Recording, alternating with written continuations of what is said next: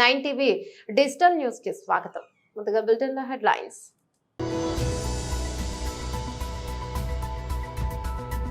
విజయనగరం నుండి విద్యాశాఖ మంత్రి శ్రీ బొత్స సత్యనారాయణ ప్రెస్ మీట్. వేసే డిక్లరేషన్ లోని హామీలను రేవంత్ సర్కార్ వెంటనే అమలు చేయాలి.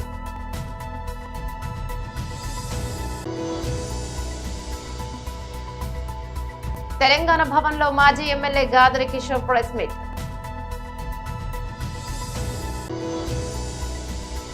అల్లు అర్జున్ నంద్యాల పర్యటన, 2 కానిస్టేబుల్స్ పై వేటు. విజయనగరం నుండి విద్యాశాఖ మంత్రి శ్రీ బొత్స సత్యనారాయణ ప్రెస్ మీట్ ను నిర్వహించారు. మేమైతే పూర్తి విశ్వాసంతో మా పార్టీ వస్తుందని 9వ తేదీ నాడు గౌరవ ముఖ్యమంత్రిగా మళ్ళీ జగన్మోహన్ రెడ్డి గారు విశాఖపట్నంలో ప్రమాణ స్వీకారం చేస్తారు. సమయం తేదీని కూడా నిర్ణయించాం.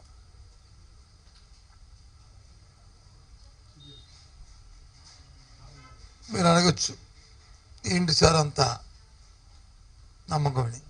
ఎస్, 5 సంవత్సరాలు ఏదైతే ప్రజలతో మమేకమై ప్రజా అవసరాలు ఏమున్నాయో వాటికి అనుగుణంగా వారి జీవన ప్రమాణాలు పెరిగే విధంగా చేసిన ప్రతి కార్యక్రమం, తీసుకున్న ప్రతి నిర్ణయం వారి తాలూకా ఆర్థిక పరిస్థితి మెరుగుపడమే కాకుండా సమాజంలో, సంఘంలో ఒక గౌరవాన్ని కూడా ప్రతి సామాన్య పౌరుడికి వచ్చింది. ముఖ్యంగా మహిళలకి పెద్ద ఎత్తున అభిమానాన్ని గత ప్రభుత్వంలో చంపుకునే పరిస్థితులు ఉండేవి. ఇప్పుడు వాళ్ళకి ఆ పరిస్థితులు లేకుండా ఆత్మాభిమానం పెంపొందించుకుంటూ వారి పిల్లల్ని చక్కగా చదివించుకునే పరిస్థితులతో పాటు వారి విధానంలో కూడా మార్పులు వచ్చాయి. ఇది మాటల్లో కాదు, ఏ సూచిక తీసుకున్నా అన్ని సూచికలు కూడా ఇంతకుముందు దేశంలో 17, 18, 19 స్థానాలు ఉన్న జీడిపి కానీ, పర్ క్యాపిటల్ ఇన్కమ్ కానీ, ఇది పావర్టీలో ఉన్న రిలేషన్ కానీ అన్నీ కూడా ఇప్పుడు 3, 4, 5 స్థానాల్లోకి రాష్ట్రం రావడం అనేది గొప్ప పరిణామం, గర్వకారణం కూడా రాష్ట్రానికి. ముఖ్యంగా ఇంట్లో విద్య, వైద్యం ఈ 2 ఒక మార్పులు తీసుకొచ్చాం. పెద్ద మార్పులు తీసుకొచ్చాం, విప్లవాత్మకమైన మార్పుల్ని, రిఫార్మ్స్ జరిగినాయి. ఆ రిఫార్మ్స్ మామూలు రిఫార్మ్స్ కాదు, అవి రెవల్యూషనరీ రిఫార్మ్స్ అవి జరుగుతున్నాయి. అవి కొనసాగాలంటే, అలాగే జరుగుతున్న 5 సంవత్సరాల పరిపాలనని చూసి ఈ విధానాలు కొనసాగాలంటే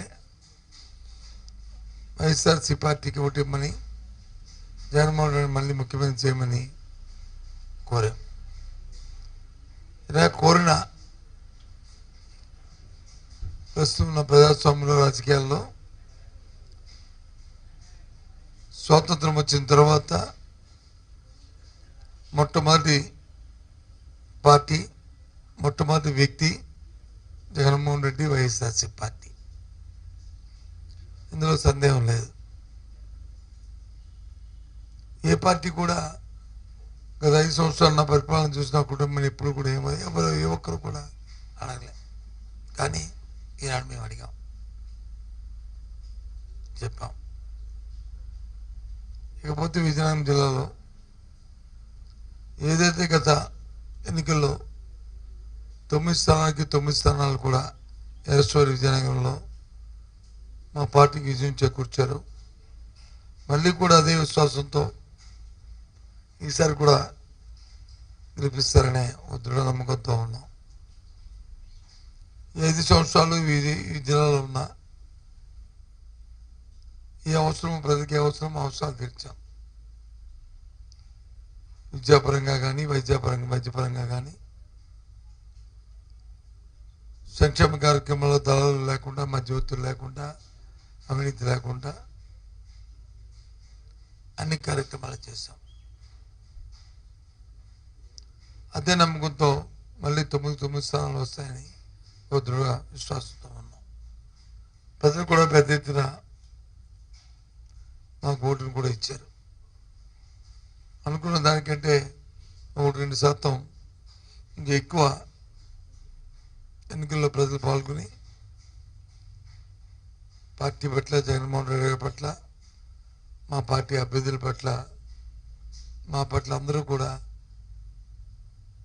ఎంతో నమ్మకం ఉంచారు, ఆశీర్వదించారు. ఆ ప్రజలందరికీ కూడా బీసీ డిక్లరేషన్ లోని హామీలను రేవంత్ సర్కార్ వెంటనే అమలు చేయాలి. ఇక స్థానిక సంస్థల ఎన్నికల్లో బీసీలకు 42% రిజర్వేషన్లు ఇవ్వకుండా ఎన్నికలు నిర్వహిస్తే ఊరుకునేది లేదని శ్రీ బూరు నరసయ్య గౌడ్ భువనగిరి బీజేపీ అభ్యర్థి తెలిపారు. రేవంత్ రెడ్డి గారు కాంగ్రెస్ ప్రభుత్వం కామారెడ్డిలో దేవుడి మీద ప్రమాణం చేసి సోనియా గాంధీ స్వహస్తాలతో సంతకం పెట్టి గ్యారంటీల పేరుతో బీసీ డిక్లరేషన్ చేయటం జరిగింది. మేనిఫెస్టోలో ఉంది. ఒకటి, వాళ్ళు ఇచ్చినటువంటి డిక్లరేషన్ లో స్థానిక సంస్థల్లో 23% నుంచి రిజర్వేషన్ బీసీలకు 42 చేస్తామని రిటర్న్ గా వాళ్ళు హామీ ఇవ్వటం జరిగింది. చట్టబద్ధంగా బీసీ కమిషన్ ద్వారా కులగణన చేసి కోర్టులో ఇబ్బంది రాకుండా చూసుకొని 42% స్థానిక సంస్థల్లో రిజర్వేషన్ కల్పిస్తామని హామీ ఇవ్వటం జరిగింది. రెండో హామీ, ప్రభుత్వ సివిల్ కన్స్ట్రక్షన్స్ మెయింటెనెన్స్ వర్క్ లో 42% బీసీలకు రిజర్వేషన్ కల్పిస్తామని హామీ ఇవ్వటం జరిగింది. 3, చట్టబద్ధ బీసీ సప్లాన్ కు, దాని కూడా పేరు జ్యోతిరావు ఫూలే బీసీ సప్లాన్ కు చట్టబద్ధత కల్పిస్తూ మొదటి అసెంబ్లీలోనే బిల్లు ఇంట్రడ్యూస్ చేస్తామని హామీ ఇవ్వటం జరిగింది. అదే విధంగా ప్రతి ఏడాది బీసీ సప్లాన్ కు 20,000 కోట్ల రూపాయలు కేటాయిస్తూ 5 సంవత్సరాల్లో 41 లక్ష కోట్ల బడ్జెట్ ఏర్పాటు చేస్తామని ఈ 4 హామీలు ప్రత్యేకంగా బీసీలకు ఇవ్వటం జరిగింది. కానీ మొదటి అసెంబ్లీ అయిపోయింది, జాడలేదు. సివిల్ కన్స్ట్రక్షన్స్ మెయింటెనెన్స్ లో రిజర్వేషన్ జాడలేదు. ఇప్పుడు కుట్రపూరితంగా ఈ యొక్క బీసీ ఇచ్చిన హామీని తుంగలో దొక్కుతూ ఈ రోజు స్థానిక సంస్థలో కులగణన చేపట్టకుండానే బీసీ రిజర్వేషన్ 42% పెంచకుండానే సర్పంచ్ స్థానిక ఎన్నికలు, రూరల్ గ్రామీణ స్థానిక ఎన్నికల్లో ఎన్నికలు పోవటానికి రేవంత్ రెడ్డి గారు కుట్ర చేస్తున్నారు. దీన్ని మేము బీజేపీ తరఫున తీవ్రంగా ఖండిస్తున్నాం. తీవ్రంగా ఖండించడమే కాకుండా తీవ్రంగా ప్రతిఘటిస్తామని తెలియజేస్తుంది. బీసీలు వేసినటువంటి భిక్ష, బీసీలు వేసినటువంటి ఓట్లతో ఈ రోజు మీరు పదవులు అనుభవిస్తూ ఇచ్చిన హామీని తుంగలో తొక్కడానికి ప్రయత్నం చేస్తే బీజేపీ పార్టీ ఎట్టి పరిస్థితుల్లో ఊరుకోదు. మా ఓబీసీ మోర్చా అధ్యక్షులు ఆనంద్ గౌడ్ గారు ఉన్నారు, మా కిషన్ రెడ్డి గారు ఉన్నారు, జాతీయ నాయకత్వం ఉంది. వారి యొక్క మార్గదర్శనంలో దీన్ని ప్రతిఘటించి ప్రజా పోరాటం చేయక తప్పదు. అవసరమైతే మిలియన్ మార్చ్ తరహాలో అసెంబ్లీ ముట్టడి కూడా చేయటం జరుగుతుందని హెచ్చరి. తెలంగాణ భవన్ లో మాజీ MLA Gadari Kishore press meet. అహంకారపూరిత అధికారాన్ని మాచర్ల ప్రజలు అణచివేశారు. ఈ విషయం అర్థమైంది అతనికి. ఈ నెల 13వ తారీఖున పోలింగ్ జరిగేటప్పుడే, ఓట్లు వేసేటప్పుడే అతని నేర సామ్రాజ్యంలో ఉండే ప్రజలందరూ తిరుగుబాటు చేశారు, అతన్ని తిరస్కరించారు, అతని నేరపూరిత సామ్రాజ్యాన్ని కూలతోస్తున్నారు అని అర్థమయ్యి అతను పోలింగ్ బూతుల్లోకి వెళ్ళి ఈ రకమైన అరాచకాన్ని సృష్టించాడు. పోలింగ్ బూత్లోకి వెళ్ళి ఎంతో ధైర్యంగా ఎన్నడూ జరగని రీతిలో ఈవీఎం బాక్సులు ఉన్నాయో వాటిని పగలగొట్టాడు అతను. అదే ఎలక్షన్ కమిషనర్ పోలీస్ ఆఫీసర్స్ సరిగా నిర్ణయం తీసుకొని ఆ సెన్సిటివ్ బూత్లో సెంట్రల్ ఫోర్స్ని పెట్టినట్టయితే ఇతన్ని కాల్చిపడేసేవాళ్ళు. బాక్స్ పగలగొడితే వారి కళ్ళ ముందు సెంట్రల్ ఫోర్స్ ఉన్నట్లయితే ఫైర్ ఓపెన్ చేసి ఉండేవాళ్ళు, ఇతన్ని కస్టడీలోకి తీసుకుని ఉండేవాళ్ళు. ఇతన్ని పెడరెక్కలు విరిచి పట్టుకొని పోలీస్ స్టేషన్కి తీసుకెళ్ళేవాళ్ళు. అక్కడ లోకల్ పోలీసులు ఉన్నారు కనుక ఇది జరగలేదు. మేము ఎలక్షన్ కమిషన్ అదే అడిగాము నిన్న. మీరు సెంట్రల్ ఫోర్స్ ఎందుకు పెట్టలేదు? ఎప్పుడైతే అది సెన్సిటివ్ బూత్ కింద డిక్లేర్ చేయబడిందో, ఎప్పుడైతే ఆ కాన్స్టిట్యుయెన్సీ సెన్సిటివ్ కాన్స్టిట్యుయెన్సీ కింద నిర్ణయించబడిందో అప్పుడే మీరు సెంట్రల్ ఫోర్స్ని ఆయా బూతుల్లో పెట్టుండాలా? పెట్టలేదంటే అది ఎన్నికల కమిషన్ నిర్లక్ష్యమా? ఆ లోకల్గా పోలీస్ ఆఫీసర్ ఎవరైతే ఇన్ఛార్జ్ ఉన్నారో ఆ నియోజకవర్గానికి అతని నిర్లక్ష్యమా, లేకుంటే అతని ప్రోద్బలమా? ఎక్కడెక్కడ పెట్టారు ఈ రోజున ఈ సెంట్రల్ ఫోర్సెస్ని? ఎన్ని బూతుల దగ్గర వాళ్ళని పెట్టారు? ఎలా వాడుకున్నారో అది కూడా ఈ రోజున సాయంత్రం మేము అడగబోతున్నాం. నేను ఇక్కడ ఏం చెప్పాలనుకుంటున్నా అంటే, సజ్జల రామకృష్ణారెడ్డి అతనేదో చాలా పవిత్రుడు, ఏ నేరం చేయని అమాయకుడు, జగన్మోహన్ రెడ్డి గారికి అత్యంత ఆప్తుడు, జగన్మోహన్ రెడ్డి గారికి ఇష్టమైన వాడు, అతను అలా బాక్సులు బద్దలు కొట్టేవాడు కాదు అని సజ్జల రామకృష్ణారెడ్డి గారు మాట్లాడుతున్నారు. అయ్యా సజ్జల రామకృష్ణారెడ్డి గారు, ఇంకా ఎందుకు బుకాయిస్తారు? ఇంకా ఎందుకు మీకు మేకపోతు గాంభీర్యం? మాచల్లో ఏదైతే నిశ్శబ్ద విప్లవం జరిగిందో, మాచల్లో ఏదైతే రాష్ట్ర ప్రజలందరూ కూడా ఒక విప్లవాన్ని, నియోజకవర్గ ప్రజలందరూ కూడా ఒక విప్లవం తీసుకొచ్చారు నిశ్శబ్దంగా. అదే విప్లవం ఆ పిన్నెల్లి రామకృష్ణారెడ్డి అవినీతి సౌధాన్ని కూలదోసింది. అదే రీతిగా 174 నియోజకవర్గాల్లో, అంటే మాచర్ల విడిస్తే 104 అసెంబ్లీ నియోజకవర్గాల్లో కూడా ఈ నిశ్శబ్ద విప్లవం వచ్చింది. జగన్మోహన్ రెడ్డి గారి అహంకారపూరిత అధికారాన్ని, నేరపూరిత సామ్రాజ్యాన్ని, అరాచకపూరిత అధికారాన్ని కూలదోశారు నిశ్శబ్ద విప్లవంతో. ఆ నిశ్శబ్ద విప్లవాన్ని మీరు గ్రహించలేకపోయారు. జగన్మోహన్ రెడ్డి గారి రాక్షస పరిపాలన 5 సంవత్సరాలు భరించిన రాష్ట్ర ప్రజలు నిశ్శబ్ద. హీరో అల్లు అర్జున్ నంద్యాల పర్యటన సందర్భంగా భారీ సంఖ్యలో అభిమానులు గుమికూడడంతో కేంద్ర ఎన్నికల సంఘం సిఈసి సీరియస్ గా స్పందించింది. భారీ జన సమీకరణ జరుగుతోందని సమాచారం అందించే లేదనే కారణంతో 2 కానిస్టేబుల్స్ పై చర్యలకు ఆదేశించింది. ఇక ఎస్పీ రఘువీర్ Reddy, DSP Ravinder Reddy, 2 town CI రాజారెడ్డిలకు నోటీసులను జారీ చేస్తుంది. దీంతో ఎస్పీ కానిస్టేబుల్ స్వామినాయక్, నాగరాజులను ఉన్నతాధికారులు విఆర్ కు పంపించారు. ఇక ఈ మేరకు తాజాగా ఆదేశాలు జారీ చేసినట్లు ఉన్నతాధికారులు వెల్లడించారు. అల్లు అర్జున్ పైన కేసు నమోదు చేసినట్లు తెలిపారు. నంద్యాల అభ్యర్థి తన స్నేహితుడు శిల్పా రవిచంద్ర కిషోర్ రెడ్డికి మద్దతుగా ఇటీవల అల్లు అర్జున్ ఎన్నికల ప్రచారాన్ని నిర్వహించారు. ఈ నెల 11న తన సతీమణితో కలిసి స్నేహితుడి నివాసానికి వెళ్లారు. హీరో వస్తున్నాడని తెలిసి పెద్ద సంఖ్యలో ఆయన అభిమానులు శిల్పా రవిచంద్ర ఇంటికి చేరుకున్నారు.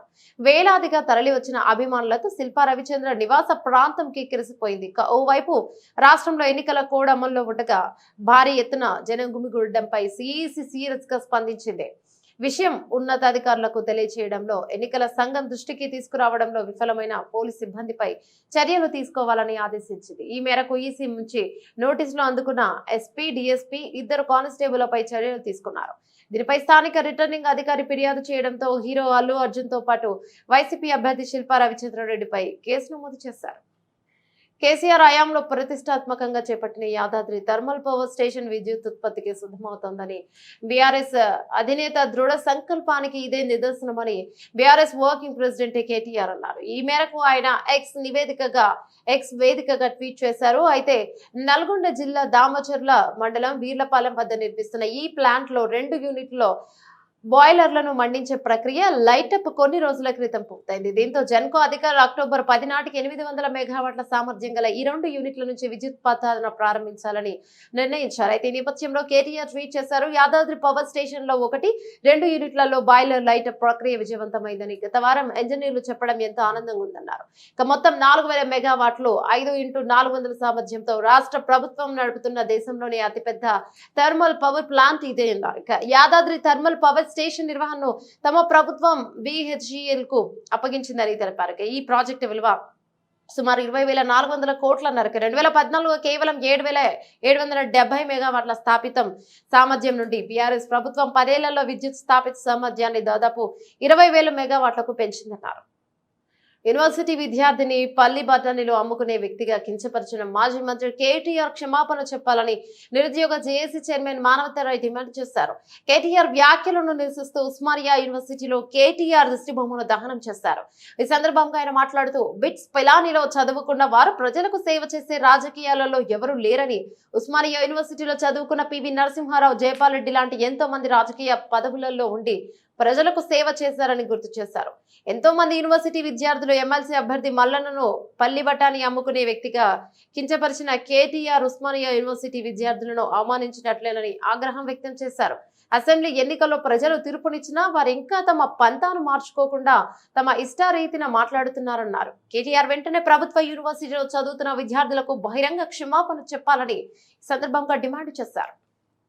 చదివిన విద్యార్థుల్ని పల్లి బఠానీలతో పోల్చిన కేటీఆర్, విశ్వవిద్యాలయాల్లో చదివిన విద్యార్థుల్ని పల్లి బఠానీలతో పోల్చి అవమానపరిచిన కేటీఆర్, విశ్వవిద్యాలయాల్లో చదివిన విద్యార్థుల్ని పల్లి బఠానీ. ఎన్నికల్లో రాజకీయ లబ్ధి కోసం ఏవైతే ప్రభుత్వ యూనివర్సిటీలు ఉన్నాయో, కాకతీయ, ఉస్మానియా యూనివర్సిటీలో చదివే విద్యార్థుల యొక్క మేధావుల్ని యొక్క త్యాగాలను కేటీఆర్ గారు నిన్న పల్లి బఠానీలతో పోల్చి అవమానపరిచారు. అంటే బిట్స్ పిలానీలో చదివిన వాళ్లే గొప్పోళ్ళ? నేను అడుగుతున్నా, ఈ బిట్స్ పిలానీలో చదివినోడు ఎవడు ఈ దేశానికి ప్రధానమంత్రి అయిండు? ఎవడు ఈ ఒక రాష్ట్రానికి ముఖ్యమంత్రి అయిండు చెప్పగలరా కేటీఆర్ గారు? ఉస్మానియా, కాకతీయ, ఇతర విశ్వవిద్యాలయాల్లో చదివిన వాళ్ళు పట్టభద్రులంతా కూడా ఐఏఎస్లుగా, ఐపీఎస్లుగా, డిఎస్పీలుగా, సిఐలుగా, ఎస్ఐలుగా, కానిస్టేబుల్గా ప్రజలకు సేవ చేస్తున్నారు ప్రభుత్వ ఉద్యోగులుగా. ఎవడన్నా బిట్స్ పిలానీలో చదివిన వాడు ఎవడన్నా ప్రభుత్వ ఉద్యోగం చేస్తాడా? ఇవాళ కావాలని చెప్పి ఎన్నికల్లో అంటే తక్కువ చేసి కించపరిచే విధంగా మీరు మాట్లాడారు కాబట్టి ప్రభుత్వ విశ్వవిద్యాలయాల్లో చదివిన విద్యార్థుల్ని పల్లి బఠానీలతో పోల్చి అవమానపరిచారు కాబట్టి బేషరతుగా మీరు వెంటనే క్షమాపణ చెప్పాలి. చెప్పకపోతే నిరుద్యోగ జేఏసీ ఊరుకోదని చెప్పి హెచ్చరిస్తున్నాం. అదేవిధంగా ఈ యూనివర్సిటీ చదివిన వాళ్ళు ఎంతమంది గొప్పోళ్ళు అయ్యారు? మీ నాన్నగారు ముఖ్యమంత్రి అయ్యారు, మర్చిపోయినరా? ఉస్మానియా యూనివర్సిటీ చదివినా అని చెప్పుకున్నారు వాళ్ళు గొప్పగా.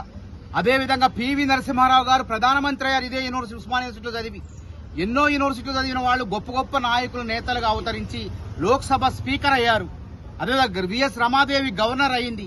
అదేవిధంగా బుద్ధదేవ్ కర్ణాటక ముఖ్యమంత్రి అయ్యారు. జైపాల్ రెడ్డి గారు కేంద్ర మంత్రిగా, ఉత్తమ పార్లమెంటేరియన్ గా సేవలు అందించారు. ఇంత గొప్ప గొప్ప నాయకులంతా ఉస్మానియా యూనివర్సిటీ, కాకతీయ యూనివర్సిటీలో పుడితే కాకతీయ యూనివర్సిటీలో చదివిన, ఉస్మానియా యూనివర్సిటీ చదివిన మల్లన్నని కించపరిస్తే మా అందరినీ కూడా కించపరిచినట్టే.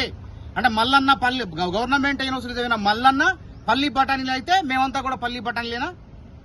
తప్పు మాట్లాడి వెంటనే ఉపసంహరించుకోవాలి, లేకపోతే ఊరుకోమని చెప్పి హెచ్చరిస్తున్నాం. అందుకే నిరసనగా ఈ రోజు ఆర్ట్స్ కాలేజ్ వద్ద మరి కేటీఆర్ గారి యొక్క దిష్టి బొమ్మను దగ్ధం చేయడం జరిగింది.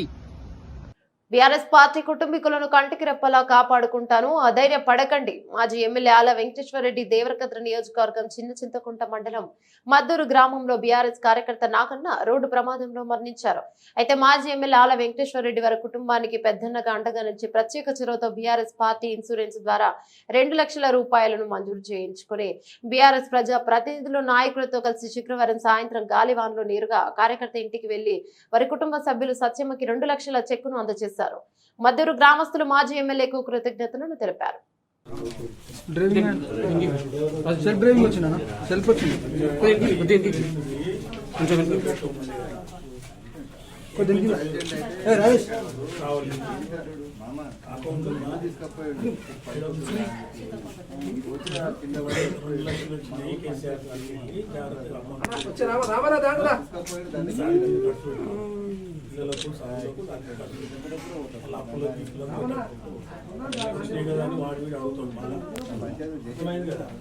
వాళ్ళ కాడికి నీకు అవసరం ఉన్న కాడికి అప్పుడు 2,000 అప్పుడు 5,000 తీసుకోవాలి. అంతేగానే ఎక్కువ రామ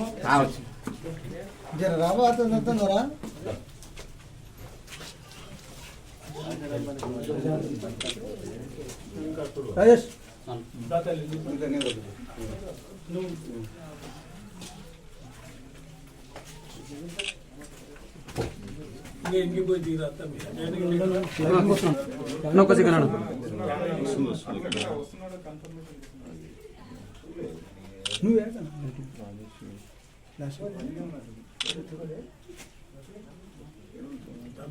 ఓకేనా. మేడ్చల్ జిల్లా శామీర్పేట మండలంలోని బొమ్మరాజ్పేట గ్రామంలోని పెద్ద చెరువు FTL బఫర్ జోన్లలో నిర్మించిన ప్రహరీ గోళ్లను ఇరిగేషన్ అధికారులు కూల్చివేశారు.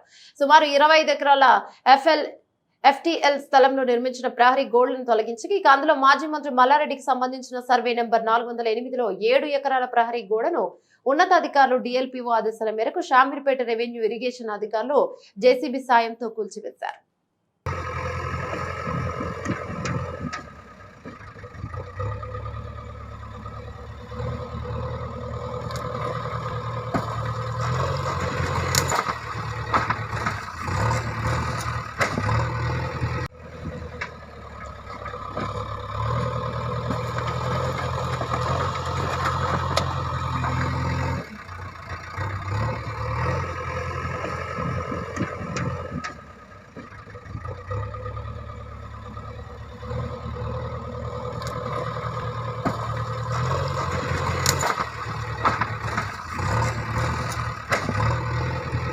బులెటిన్ ముగించే ముందు హెడ్లైన్స్ మరోసారి.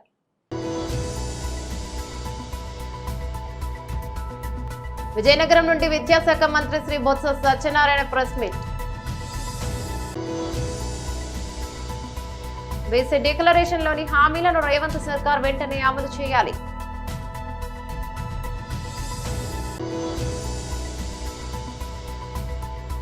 తెలంగాణ భవన్ లో మాజీ MLA Gadari Kishore press meet.